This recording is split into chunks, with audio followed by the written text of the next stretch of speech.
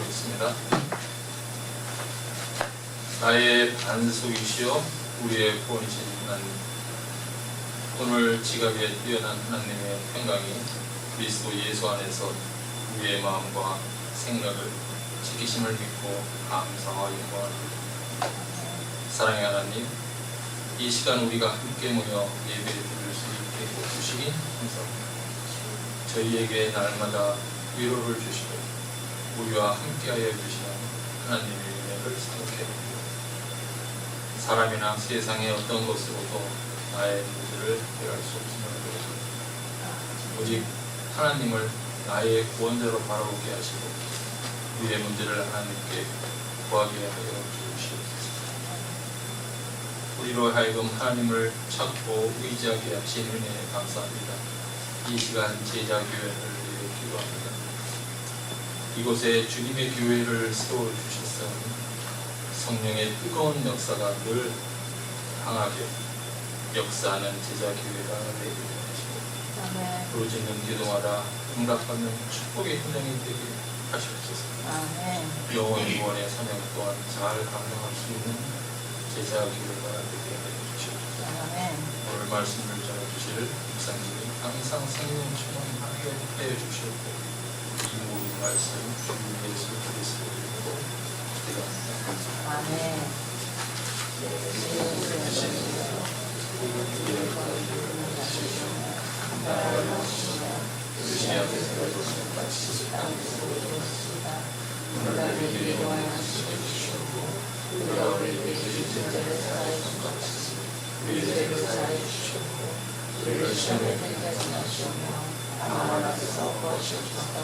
나라와 불사와 영광이 아버지께 주시옵나이다. 아멘. 하나님께서 주신 말씀은 마가복음 6장 1절부터 13절까지입니다. 예수께서 거기를 떠나서 고향에 가시니 제자들도 따라갔다. 안식일이 되어서 예수께서 회당에서 가르치기 시작하셨다. 많은 사람이 듣고 놀라서 말하였다. 이 사람이 어디에서 이런 모든 것을 얻었을까? 이 사람에게 있는 지혜는 어떤 것일까? 그가 어떻게 그 손으로 이런 기적들을 일으킬까? 이 사람은 마리아의 아들 목수가 아닌가? 그는 야고보와 요셉과 유다와 시몬의 형이 아닌가? 또 그의 누이들은 모두 우리와 같이 여기에 살고 있지 않은가? 그러면서 그들은 예수를 달갑지 않게 여겼다. 그래서 예수께서 그들에게 말씀하셨다. 예언자는 자기 고향과 자기 친척과 자기 집 밖에서는 존경을 받지 않는 법이 없다. 예수께서는 다만 몇몇 범자에게 손을 얹어서 고쳐주신 것 밖에는 거기서는 아무 기적도 행하실 수 없었다. 그리고 그들이 믿지 않는 것에 놀라셨다. 그리고 예수께서는 마을들을 두루 돌아다니시며 가르치셨다. 그리고 12 제자를 가까이 부르셔서 그들을 둘씩 보내시며 그들에게 악한 귀신을 억누르는 권능을 주셨다. 그리고 그들에게 명하시기를 길을 떠날 때에는 지팡이 하나밖에는 아무것도 가지고 가지 말고 빵이나 자루도 지니지 말고 전대에 동전도 넣어 가지 말고 다만 신발을 신 때 옷은 2벌 가지지 말라고 하셨다. 또 그들에게 말씀하셨다. 어디서 어느 집에 들어가든지 그곳을 떠날 때까지 거기에 머물러 있어라. 어느 곳에서든지 너희를 영접하지 않거나 너희의 말을 듣지 않거든 그곳을 떠날 때에 너희의 발에 묻은 먼지를 떨어서 그들을 고발할 증거물로 삼아라. 그들은 나가서 회개하라고 선포하였다.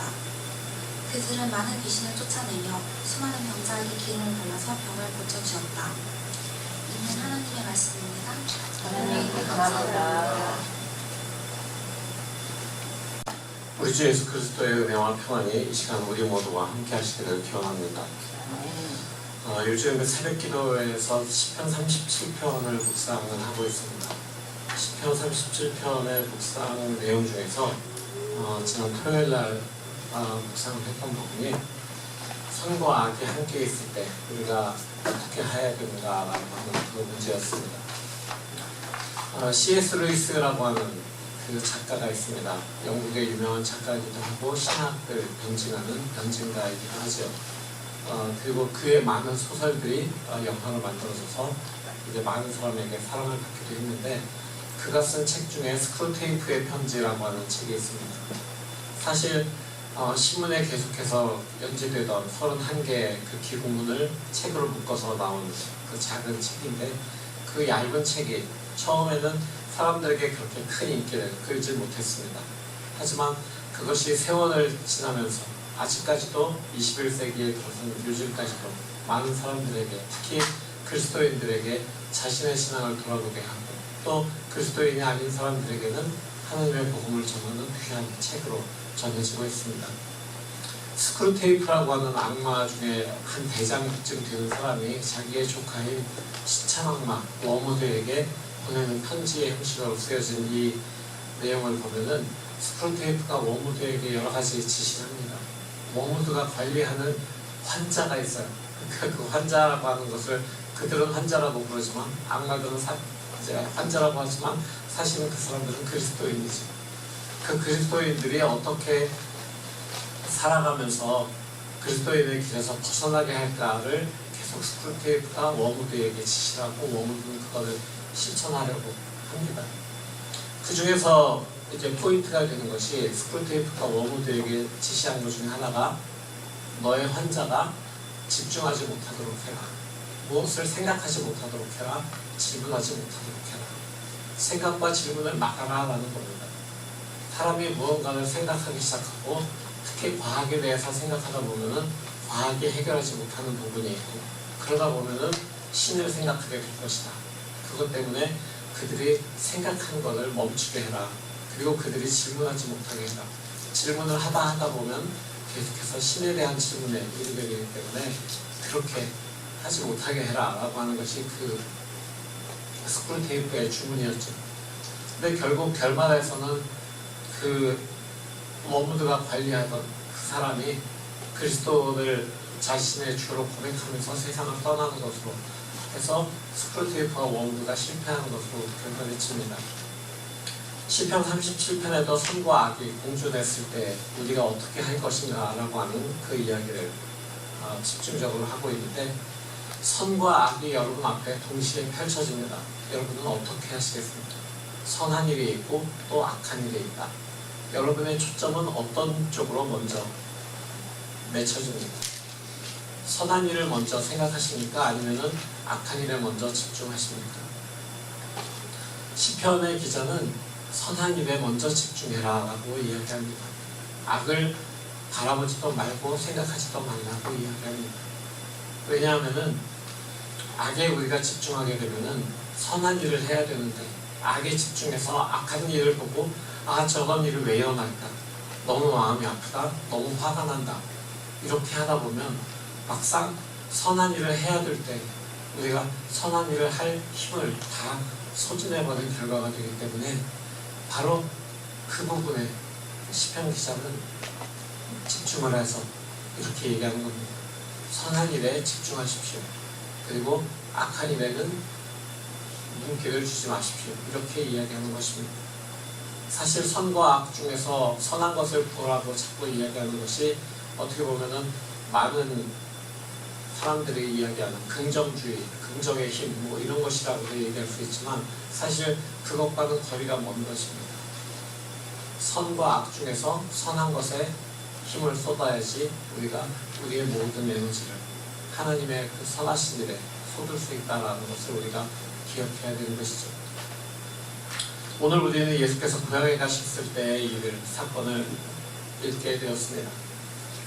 우리 주님 예수 그리스도께서는 사람들이 하나님 나라의 복음이 무엇인지 듣게 그들에게 복음을 선포하셨고, 그들의 회당에서 말씀을 가르치셨고, 또 아픈 사람들을 치유해 주시다가 이제 고향인 나사렛에 도착하셨습니다. 가난하고 소외된 사람들의 벗이 되고 그들을 위로하시고, 심지어 죽었던 소녀를 소생시키시기까지 한 그 예수님의 그 소문은 분명히 그 예수님의 동네인 나사렛에도 다 퍼져 있었을 것입니다. 사람들이 예수님의 회당에서의 가르침을 듣게 됩니다. 안식일에 예수께서 회당에서 가르치시고 사람들이 듣고 그 가르침에 놀랐다라고 본문은 얘기합니다. 그런데 그 놀랐다라고 하는 그 표현이, 놀랐다라는 것이 단순히 정말 대단한 가르침이다, 정말 내 마음을 울리는구나, 나를 마음을 뜨겁게 하시는구나, 우리가 결단할 수 있도록 우리를 도우시는구나, 이런 내용이 그 놀랐다는 내용이 아닌 것입니다. 수많은 사람들을 경탄하게 했던 그 예수님의 사역이 갈릴리의 사람들에게도 놀라움을 가져다 주었지만 그 놀라움은 좀 다른 놀라움이었습니다. 그래서인지 사람들은 이런 마음을 품었다라고 지금 마가는 기록합니다. 이 사람이 어디에서 이 모든 것을 얻었을까? 이 사람에게 있는 지혜는 어떤 것일까? 그가 어떻게 그 손으로 이런 기적들을 일으킬까? 이 사람은 마리아의 아들 목수가 아닌가? 그는 야고보와 요셉과 유다와 시몬의 형이 아닌가? 또 그의 누이들은 모두 우리와 같이 여기에 살고 있지 않는가? 사람들의 반응을 자세히 들여다보면 이 사람이라고 하는 표현을 씁니다. 분명히 예수라고 하는 이름을 분명히 알고 있었어요. 예수님께서 그곳에서 30여 년을 사신 지역이기 때문에 고향 사람들이 그 이름을 모를 리가 없죠. 근데 이 사람이라고 표현하는 것은 조금 더 우리가 한글에 가까워, 한글말로 조금 더 바꿔보면 이샤가라고 하는 그런 표현으로 표현할 수 있습니다. 그러니까 뉘앙스가 저 사람이 이 사람이라고 하는 것과 이 예수라는 사람이 이 예수가 라고 하는 것은 굉장히 뉘앙스가 다른 것이죠. 그래서 사람들이 예수의 이름을 아는데도 이 사람이라고 이야기하고 더군다나 마리아의 아들이라고 지금 표현을 하고 있습니다. 마리아의 아들이라고 이야기하는 것은 분명히 그의 아버지 요셉을 사람들이 알지에도 불구하고 마리아의 아들이라고 불렀다는 것은 한국 표현에서는 무슨 애비 없는 무슨 자식이라고 하는 것처럼 사람을 그렇게 비하하는 근본 없는 사람이다라고 하는 것을 나타내는 것입니다. 그러니까 어린 시절부터 한 마을에 살던 사람이 갑자기 마을을 떠나서 몇 년간 여러 곳을 돌아다니면서 많은 복음을 전하고 또 이적을 행하고 심지어 죽은 사람을 살리기까지 했다라고 하는 소문을 사람들이 듣게 되고 또 그가 직접 전하는 복음의 놀라운 이야기들을 능력 있는 권세 있는 말을 듣게 되니까 무언가 그들의 마음에는 질투와 시기심이 일어나기 시작했던 것 같습니다. 그래서 그들에게 선한 일을 행하시기 위해서 그들에게도 복음을 전하고 그들 중에는 아픈 사람과 또 귀신 들린 사람과 또 가난하고 병든 사람들을 위로하시려고 했던 그 예수님의 사역을 그 사람들의 그 반응이 약화시키기 시작합니다.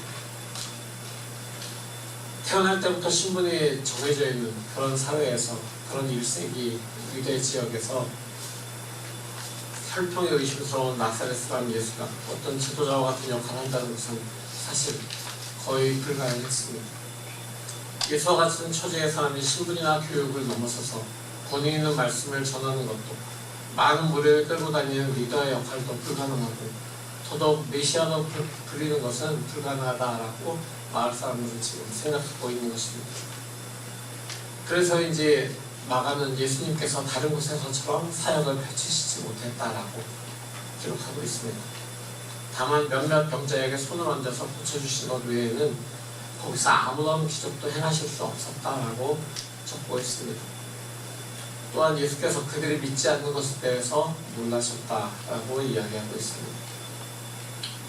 나사렛 사람들의 불신은 현실적으로 매우 유감스러운 그런 결과로 이어졌습니다.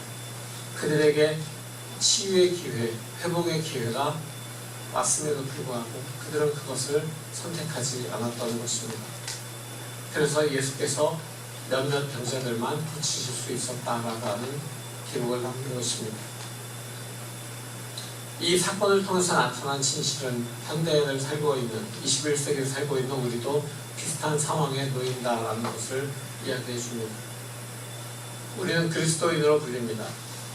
기독교를 잘 안다고 생각합니다. 여러 가지 성경 지식이 교회의 전통이나 예전을 잘 이해한다라고 생각합니다. 그러나 이런 우리의 태도로 인해서 주님의 역사가 제한되고 있지는 않은가라고 하는 이야기입니다. 예수께서 우리를 부르신 그 부르심을 실천하기 위해서 우리가 우리에게 익숙하지 않고 또는 우리를 불편하게 만드는 그 영역으로 들어가야 할 수도 있습니다. 우리의 경험이나 이성이나 교회의 전통을 넘어서는 그런 일들을 하도록 말씀이 우리를 이끄실 수도 있고 성령이 우리에게 역사하실 수도 있습니다.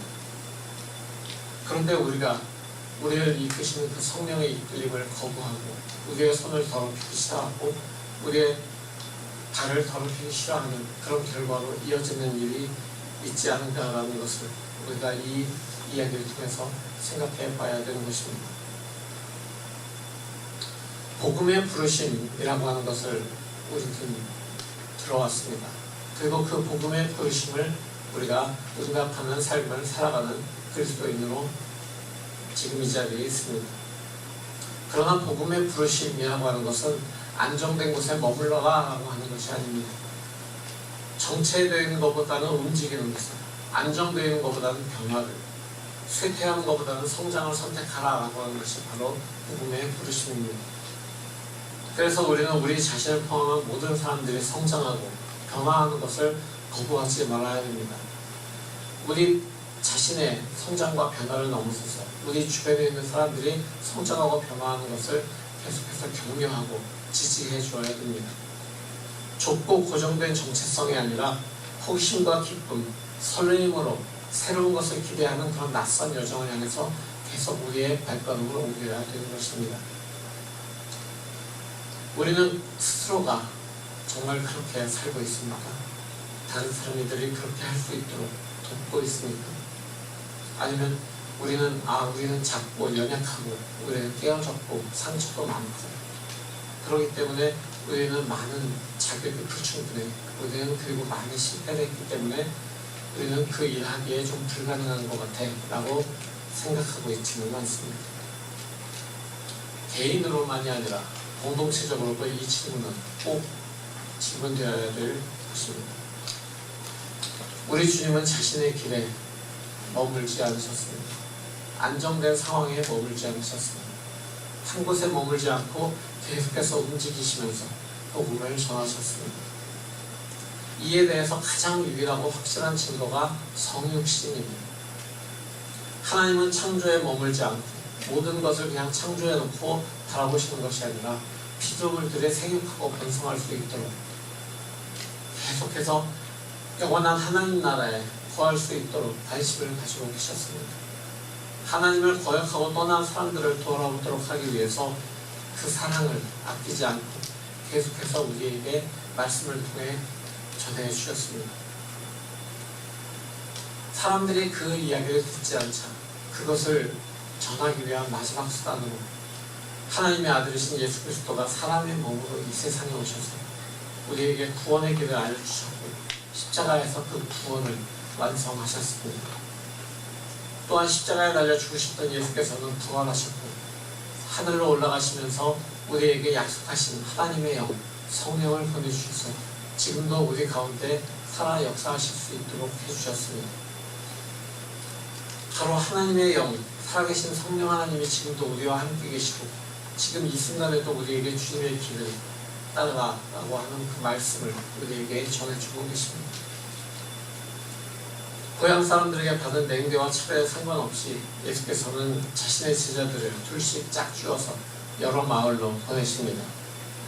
그들은 예수님의 말씀에 따라서 자신들의 전도 여행을 위한 최소한의 것도 챙기지 않은 채 길을 나섭니다.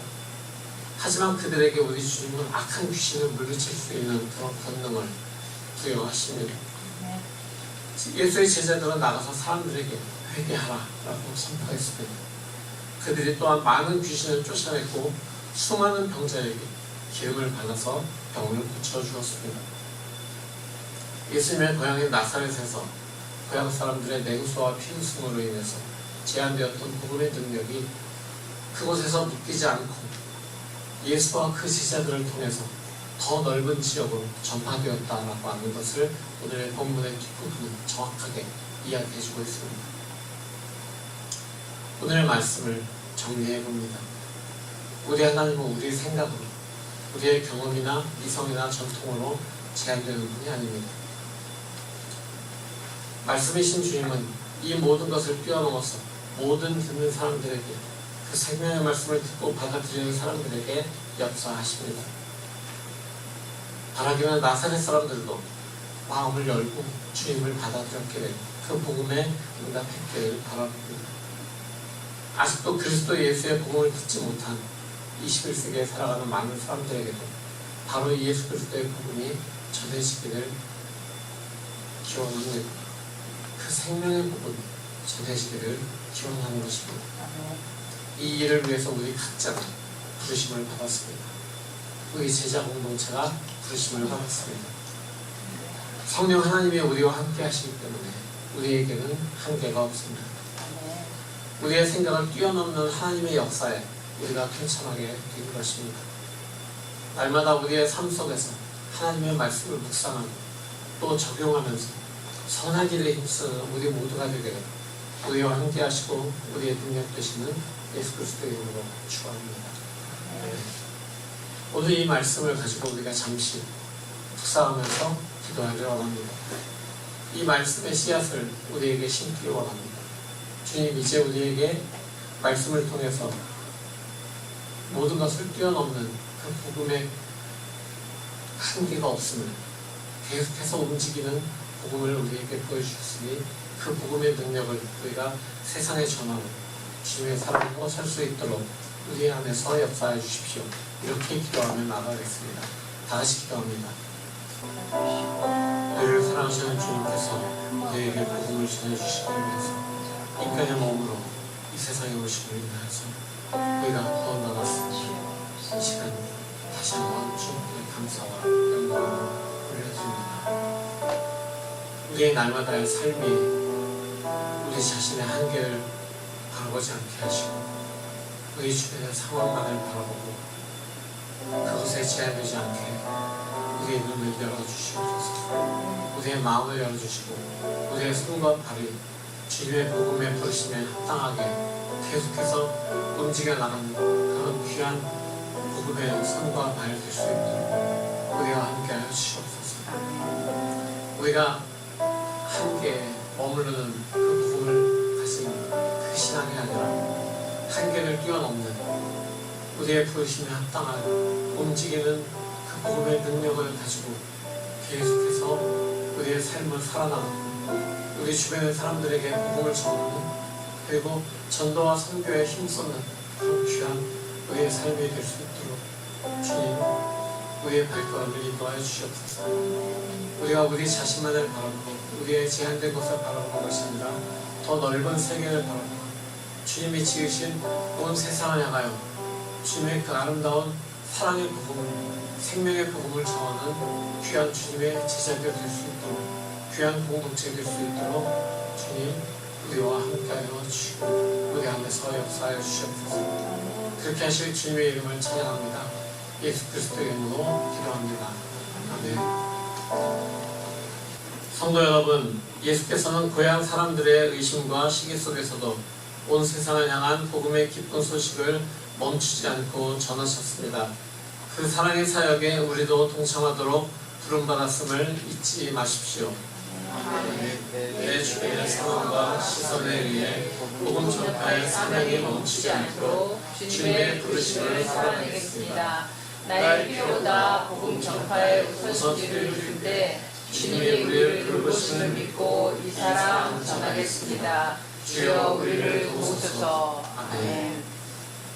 이제는 우리 주 예수 그리스도의 무한하신 은혜와 아버지 하나님의 지극하신 사랑하심과 성경에 내주하시고 역사하심이 복음의 한계를 뛰어넘어서 계속해서 주님의 생명의 복음을 전하고자 하는 귀한 주님의 사랑하는 사람들 머리 위해 그들의 가정과 학업과 그들의 모든 하는 일 위해 특별히 이제 한국에서 켄터키로 와서 정착하는 귀한 주님의 가정 위에 영원토록 함께 하시기를 간절히 축원하옵나이다. 아멘.